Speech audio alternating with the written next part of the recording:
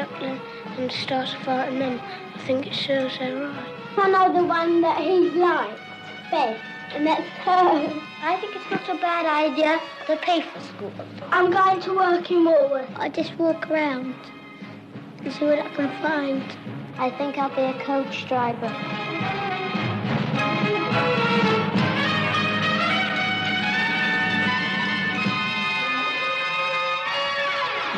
I don't like the big boys hitting us and a prefect sending us out for nothing. I know I'd prefer to be alone, really. And when I said that, I know even now, I meant that. You know, if someone dropped me out in the Sahara Desert, I probably would have been happy, more or less, if you get the point.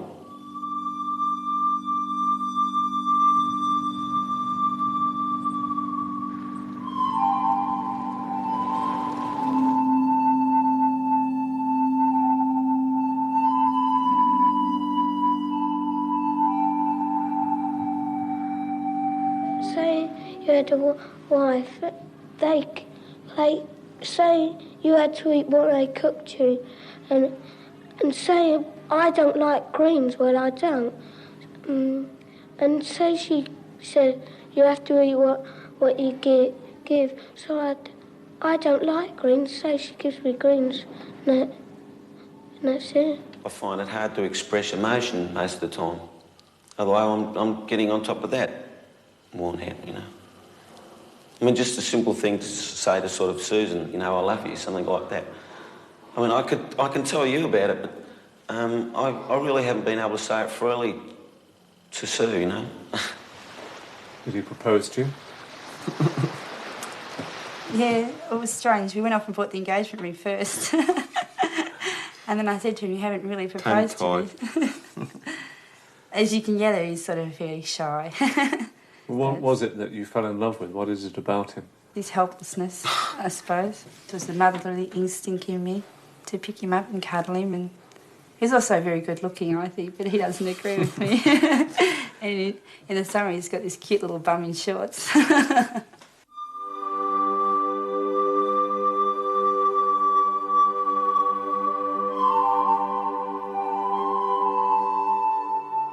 Paul and Susan live in Melbourne, Australia. 4 years ago, they sold everything they had, bought an old Bedford van, and went on a trip through Western and Central Australia. It took 7 months and they travelled 15,000 miles. I think it brought us closer together because, you know, we really got to know each other and we relied on each other so much. I'd never been so relaxed in my life. I felt a lot more confident in myself. Just great fun, really. No pressures or worries, or, you know, everything was forgotten. When we got to Perth, I was ready to fly home. Being together so much, it was hard. But then we settled down, and we must have settled down really well because I got pregnant and everything, so something must have been going right. I think it's now, like, people like to get back to nature and like to feel that they aren't living in the 20th century. That, to me, it's just like an old dream that you wish you could come true, you know, living next to nature and like pioneers type of thing. I love the place, you know. I find it hard to put into words, really, what it is. You've got the country, you've got bush, outback. You can do more or less anything you want, I think, here. Whether you can do that in England, I don't know. I think that this is the part we enjoyed the most because we really went out in the middle of nowhere where we had to carry our own petrol and our own water to do us for the 3 or 4 days that we were out that way. And while we were up in Carnarvon, we went and stayed on a sheep station up there with our friend from Melbourne, Bruce. And it was about 1 million acres, just under 1 million acres, the sheep station. Bruce from Yannery Station, he got a hold of some tails from the roo shooter so we could try kangaroo tail stew. Yeah, it's a bit rough. We had nothing to throw in it. Yeah. It gave us our own peace of mind that we could settle down and now have a family, that we had done something. We hadn't just been nobodies and lived in suburbia all our lives. We'd done something that we were proud of, that, you know, we'd accomplished on our own. Do you want this for the children? I'd love it for the children. I was once told when I was at school that travel could be the best education, and living in conditions where you have to fend for yourself and you have to use your own initiative is very good, and I would like it. I was going to be a policeman, but I thought how hard it would be to join in. I just haven't made up my mind yet. I was going to be a phys ed teacher, but one of the teachers told me that you had to get up into university. At 21, Paul was working as a junior partner for a firm of bricklayers in Melbourne. I'm not great at bricklaying, right? But if I wasn't good enough and my boss didn't think I was good enough, he would have never have made me a junior partner. I went out on my own as a subcontractor not long after the last show. But then I started with a partner. I organised everything. I bought all the equipment because I didn't want to be dependent on someone else. Things didn't work out between the two of us. He was a bit lazy. Do you have the right temperament, do you think, to run your own business? If you're talking about employing other people, I'm not hard enough. I'm a little bit slow with working out things on the job, not particularly the laying of the bricks, but fairly slow thinker when you've got to work something out. I think that'll end up being my job for life, probably. Not that I want it that way, because it gets harder as you get older, I think. I've got 23 threepenny pieces, and I don't know how many halfpenny pieces I've got now. 3DB 26 past 10 with Doug Ackerley, 15 degrees in Melbourne. At the moment, 25... They live in a working-class suburb of Melbourne. Paul earns £12,000 a year, owns 2 cars, and bought his house for £35,000 18 months ago. We're Mr. and Mrs. Average. It's just true. You know, we probably earn an average income, just an average family. Oh, good fist away by Russo up towards centre wing. Robertson this time behind. Susan works part-time as a hairdresser, and they have 2 children, Katie and Robert. Are you ambitious for your children, Paul? I said something about wanting Robert to be a brain surgeon. That was a joke. I mean, like, if he's a brain surgeon, it could well, but it'd be nice to let them go one step up from us, I think. Put it this way, I hope he's better at schoolwork than I was, so that he's got a choice, you know. Because really, with the education standard I didn't have a choice. What does university mean? Paul started his school life at a children's home near London. When he was 8, he emigrated to Australia with his father. Were you happy at the children's home in England? We didn't mind that, really, because we didn't know what was going on, because we were a bit young then. What regrets do you have about your education, then? I didn't work hard enough. I was just very lazy at school. You know, if you're lazy and you don't work at school, you suffer for it. There needs to be a little bit more discipline. If private schools are better, you'd be far better off spending your money sending your kids there than getting a video or new television, swimming pool or something like that, I think. What else do you want for your kids that you didn't have? A happier family life, I think. But don't get me wrong, it wasn't miserable. So I think it could have been better. I think that'd be one of the most important things. My mother and father they separated originally, I think. They eventually got divorced. I went to the boarding school for 1 year and then we immigrated to Australia. My father got remarried.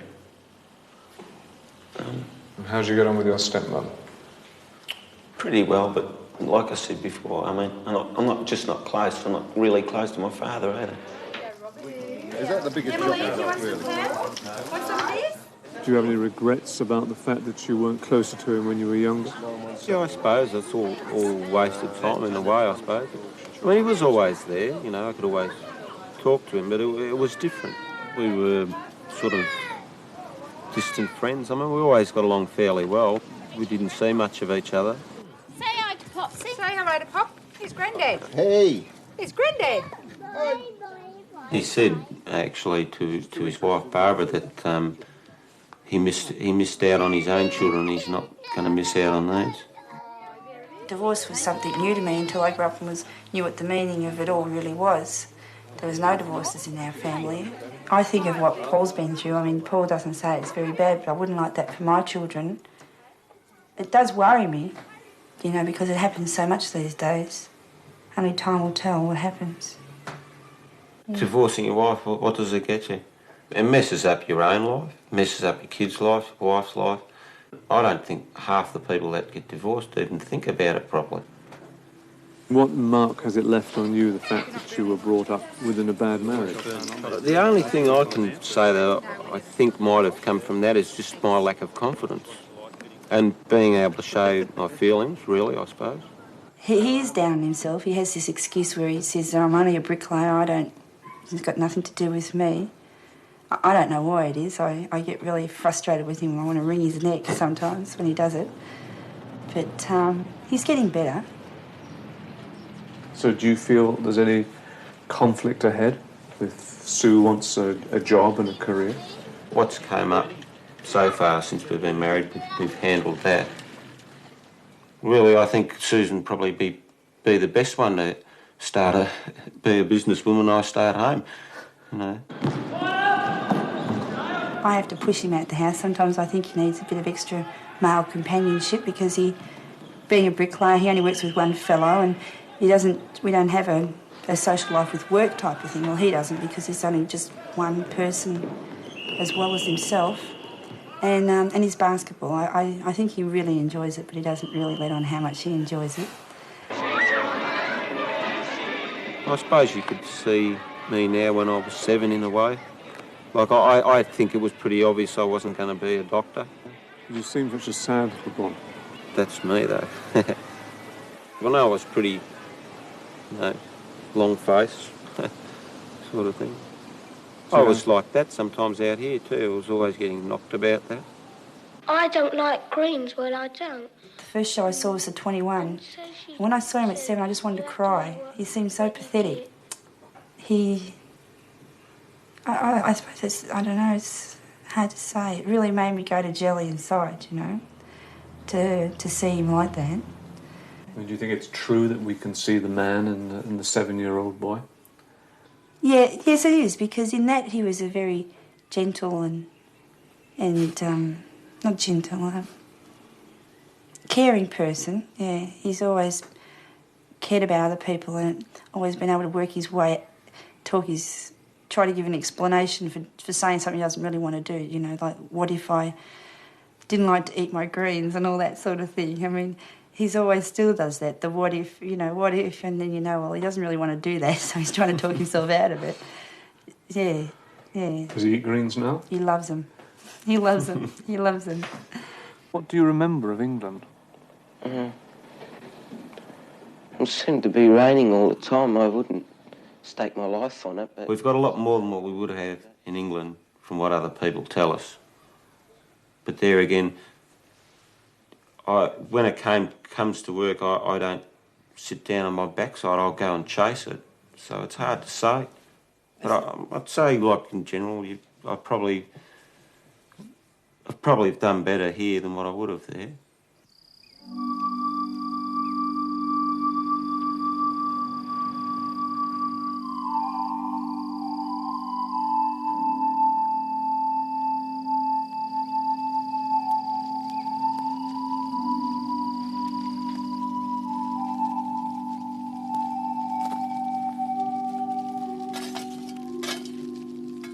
The family's going to come first, but I'm still going to be working, and then we'll progress.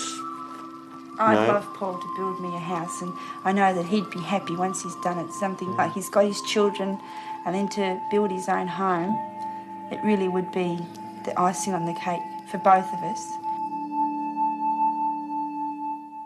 I read the Financial Times.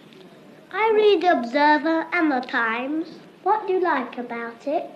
Well, I usually look at the headlines and then read about them. About it. Yeah. I like my newspaper because I got shares in it and I know every day what the shares are. Misers like you like. No, but on Mondays they don't move up, so I don't look at it. What's the point of the programme? The point of the programme is to reach a comparison. I don't think it is. Because we're not necessarily typical examples. I think that's what people seeing the programme might think. Yes. Falsely.